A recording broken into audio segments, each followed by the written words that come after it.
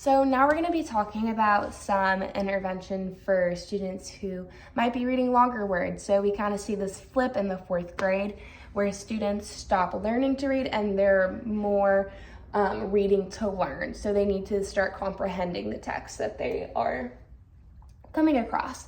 So as you can see here, these are broken up into a similar format than our syllables exercise. Kind of that similar sort of formatting.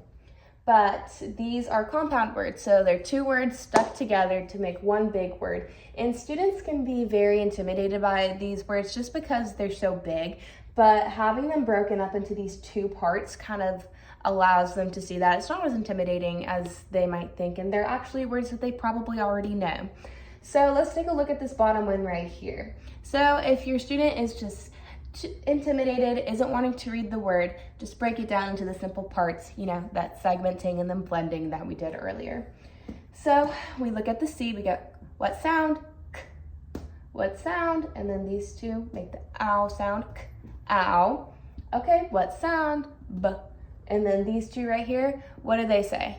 Oi, cowboy. And for a lot of students, they might look at that and they say, well, that definitely says this right here definitely says cow, and this right here definitely says boy. So you just have to blend it, cowboy. And something similar for this middle one right here. So we see it has back and pack all together, that's backpack.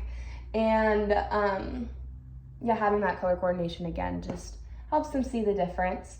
But again, we can just sound it out if they need to sound it out, just like we did with cowboy and how we've been doing throughout these videos. And then this top one in here, super duper common compound word.